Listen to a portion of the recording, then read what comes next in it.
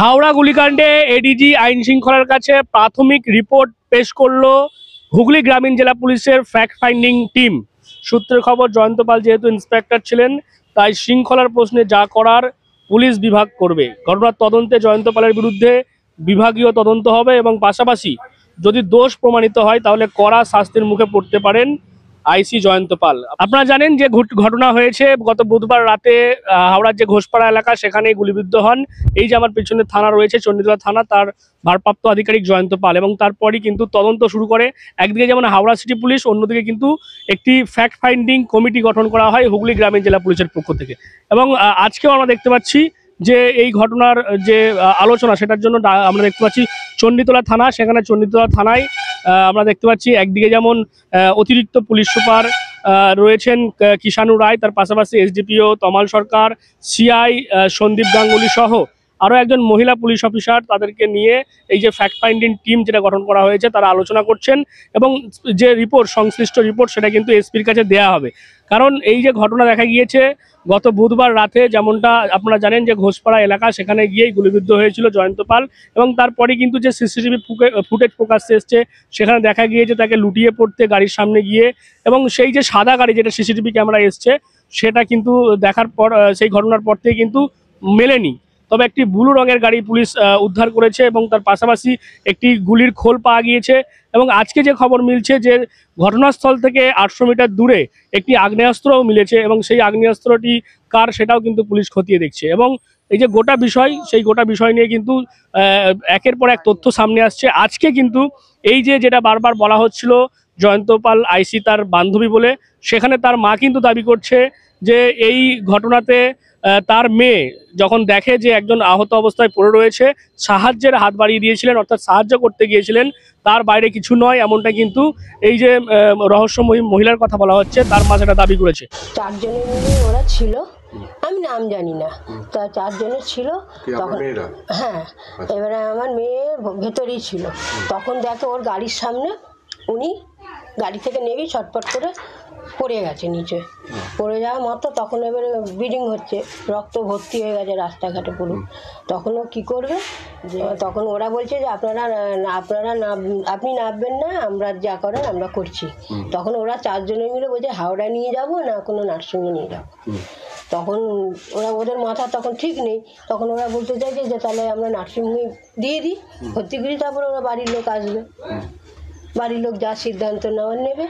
আমার মেয়ে এটা কোনো দোষীও না, আর আমার মেয়ে মার্ডার করতেও জানি, আর ওই যে মার্ডার করতেও যে আসেনি, ও রিভলভার নিয়ে বেরিয়েছে, এইটুকুই জানি। ও পুলিশ হতেই পারে। পুলিশ। আপনার মেয়ের সাথে কি পরিচয় আছে? পরিচয় আছে, আমি সত্যি কথা স্যার আমি জানি না এই সমস্ত, আমি এই সমস্ত ব্যাপার কিছুই জানি না। পুলিশ অফিসার গুলিতে ইনজুরি হয়েছেন, তো অনেক লোক বা অনেক এসছিল সঙ্গে, হয়তো লোকাল বা আশেপাশের থানার থেকেও এসছিল, তো অনেক ওদের মধ্যে আইডেন্টিফাই করা আমাদের সম্ভব না, কিন্তু ওনার সঙ্গে 2-3 জন ছিল যারা ওনাকে নিয়ে এসছেন, এবং তারা তার কলিগ বলেই আমাদের কাছে তাদের পরিচয় দিয়েছেন। GB Global School, situated in Dankuni at Kolachhora, এখানে অত্যাধুনিক প্রযুক্তিতে স্মার্ট বোর্ডের মাধ্যমে বাচ্চাদের নতুন যুগের শিক্ষায় উদ্বুদ্ধ করা হয়। We also have an enriching library and well-equipped computer lab. মনোগ্রাহী গল্পের ঝুড়ি তাদের নিয়ে যায় এক কল্পনার রাজ্যে। Our indoor playroom helps students develop their motor skills. নাচের ছন্দে খুদেরা মাতোয়ারা।